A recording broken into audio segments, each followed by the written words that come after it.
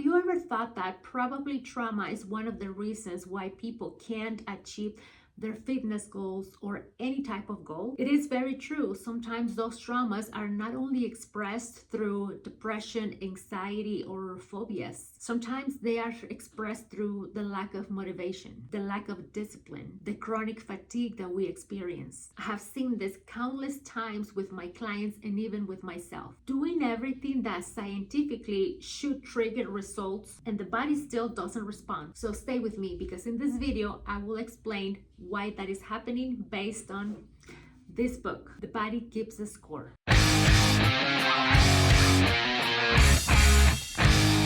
Hello there, my name is Fran Llamas. I am an IFBB Bikini Pro. I am a mom of 3, a wife, and I am also certified by the National Academy of Metabolic Science. I have a degree in psychology, and I also have education on hormonal and metabolic health. And I'm one of the coaches with Team ProPhysique. This book is written by Bessel van der Kolk, and it is one of the most influential trauma researchers in the world. This is not a self-help book, and this is not a personal opinion either. This is a text supported by decades of clinical research used in psychology and psychiatry, and also in trauma medicine. And it explains that trauma doesn't live in the mind how we often think. It lives in the body, in the nervous system. And although the book does not talk about fitness, its implication for adaptation, physical change, and real results are enormous. So in this video, I am going to talk how trauma affects the body and how it interferes with these processes, so that by working on this, the body can finally move forward and we can finally reach those goals that we have set for ourselves. And this is very important because this is where I see where people get stuck the most without realizing it. So if you ever have felt frustrated with your body, stay here, because this might be the answer. So to understand why the body doesn't respond, we first need to clarify what trauma really means at the body level. The book says that trauma is not only an extreme event, and it is not something just very serious, but instead it says that the trauma occurs when an experience, either big or small, short or prolonged, overwhelms the nervous system capacity to process it. And the most important part, to return to calm. Yes, the book says that it can be a very single event, but it also says that it can be something like chronic stress, constant pressure, lack of rest, and lack of emotional safety. When that happens, the body learns something very specific, that the world is not predictable and that it's not safe to let your guard down. And please pay attention to this. But the one thing that caught the most attention to me when I was reading the book is that this learning does not live through thoughts. It lives in reflexes, in our body experience, in body tension, and in states of alert. And so that's why this is not a mindset issue. This is not a lack of character. That's why many people say, I already worked through it, I already understood it, and it's in the past. But the body keeps reacting as if it never ended. And sometimes we experience the same emotions and feelings, and our bodies just feel as if we are going through the trauma all over again, and we don't know why. So again, the body keeps reacting. And I really want to emphasize that this is not the person's fault, but instead it happens because the nervous system never received the signal of closure. Now, from a fitness perspective, we assume that if you eat well, you train well, and rest properly, your body will respond. But here is something key from the book, that a body that perceives threat does not prioritize adaptation, because ultimately in fitness, that is exactly what we want, adaptation. So instead of prioritizing adaptation, it prioritizes protection.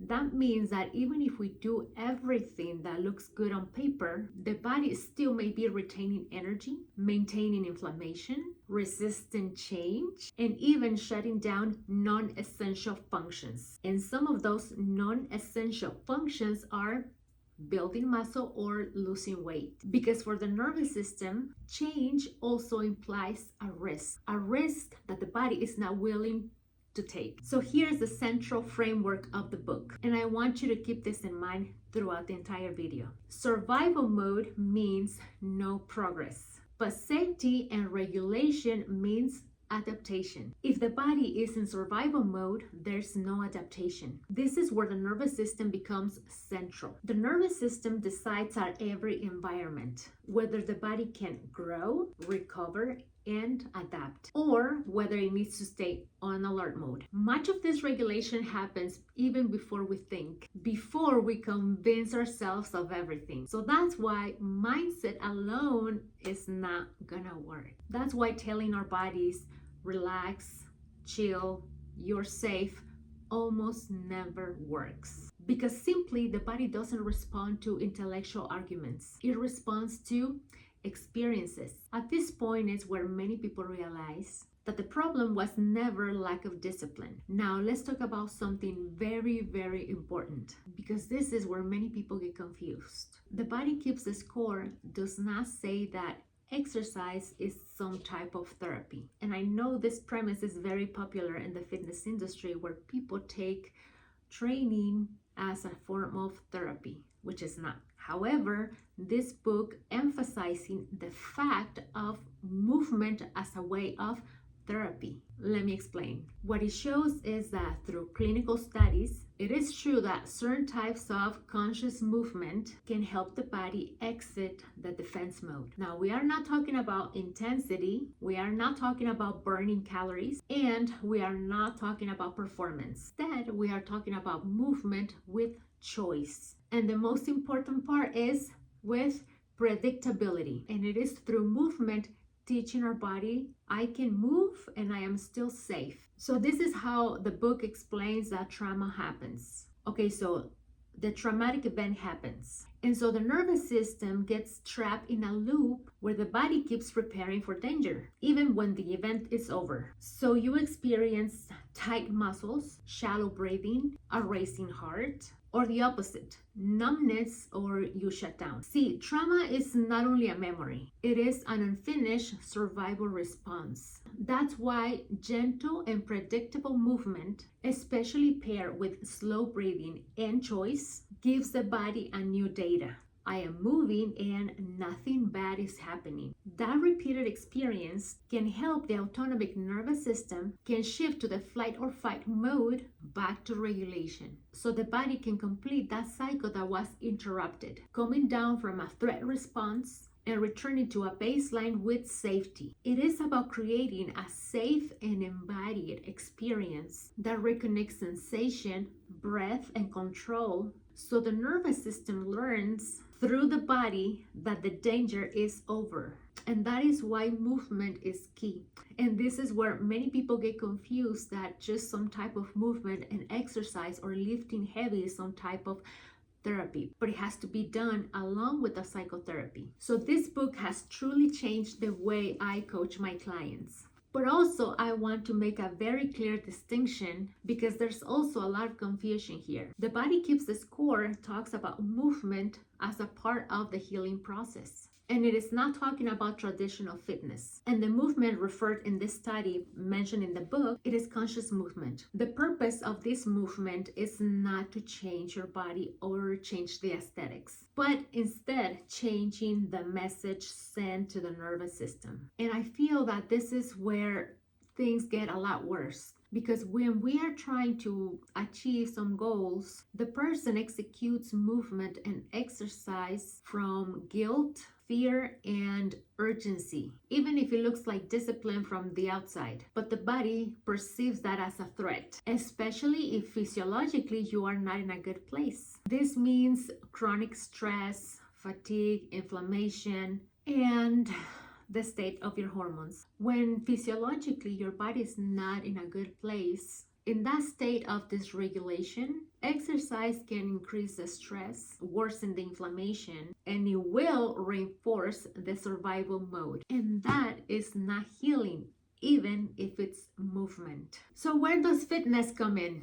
Well, fitness must come later or in parallel when the body has enough capacity to tolerate it. And so we will see results when training is done under these circumstances. When the body is well nourished, there is sufficient rest, the stress is not chronic, only then the nervous system can lower the guard. In that context, fitness stops being aggression and it becomes a signal of strength. So again, not all movement is therapeutic, but not all exercise is harmful. Everything depends on where the body is moving from. That's why we talk about trauma. This is not about just exercise and you will heal. It is understanding what kind of bodily experience will help the body exit the defensive mode so that eventually training can do its job.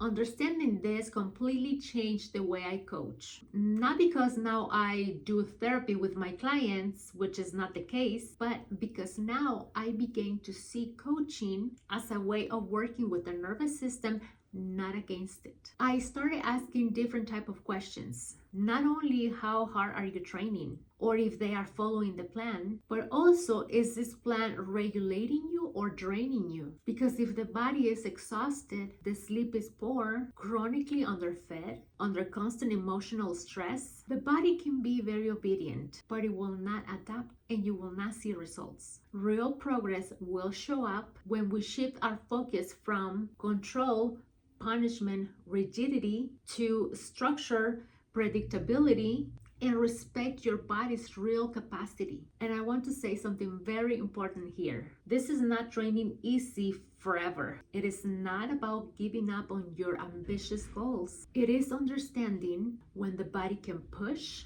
and when it needs support. Because when the nervous system is actually regulated, the body responds a lot better. It recovers better, it progresses better, and not because of motivation, but because of physiology. And that is the type of coaching I offer. One where the body does not need to fight to change, but because change is a consequence of feeling safe. Again, I do not do therapy with my clients. I do not process trauma. I do not work with those specific events that cause that trauma. My role as a coach is different. I work by creating the body conditions that helps the nervous system to stop living on survival mode. And how do I do that? Well, it is through adequate movement, nutrition, rest, structure, and a rhythm of life that adapts to my specific clients with their specific needs in their specific life situations. I understand their limitations, I understand their struggles, and I provide a plan that works for them in a way that will allow that regulation to happen. This is all about specific situations and how we can make the most out of the resources that they have, whether that is time, energy, and availability. And so I create programs and protocols specific to their specific needs. Training and protocols that their bodies can actually sustain, not just tolerate. Also enough food so the nervous system does not live in threat. And we create that predictable structure that the nervous system loves. And we do all of this respecting life phases, cycles, and real energy. Not because the goal is not important, but because the body only changes when it feels safe. If you're still here, and all of this resonates with you, and I want you to leave with some very clear guidelines. Obviously, this is not to replace therapy or professional support, but it can help you avoid making your nervous system worse. Number one, eat enough and eat regularly. Skipping meals, constant restriction, or living with hunger will keep the body alert. So eating enough on a relatively regular schedule, it is a direct way of telling your nervous system there's no scarcity. Number two, lowering the intensity before raising it. If training leaves you drained, irritable, or exhausted for days, that is not progress. Instead, train at an intensity that you can actually repeat. Repetition will bring you to adaptation. And remember, adaptation is what we want in order for us to make progress. Number three, prioritize sleep as a foundation, not as a reward. Sleep is not something that you must earn. It is a physiological necessity. Without sleep, there's no regulation. Without regulation, there is no change. Number four, use movement to feel, not to escape emotions. Ask yourself, am I moving my body to punish it or to inhabit it? Walking, breathing, slow movements also count. Not everything has to be intense to be valuable. And number 5, do not judge yourself with your current capacity. If your body today cannot do what was able to do in the past, it doesn't mean moral failure. This is just information. The capacity changes, and respecting it is part of the process. And to summarize, regulating the nervous system is not ignoring trauma. It's creating the ground where work can happen more safely. And from there, fitness stops being a fight and it starts being a tool that accompanies, not attacks. So the goal is not to push the body harder, but instead to create the conditions for the body to be able to change. And before ending this video, I want to ask a very simple question. While you were listening to all of this, how did your body feel? Tension, relief, discomfort? You don't have to analyze it or explain it perfectly. If you want, you can share in the comments below so other people can see that this is very common, more than we think. And to finish, if you ever felt that pushing harder made you just want to quit, then that was probably not the answer. That was probably not the best approach for you with your current situation. So in the description below, I will leave the information if you are interested in working one-on-one with me. I would love to help you in a more grounded and realistic way.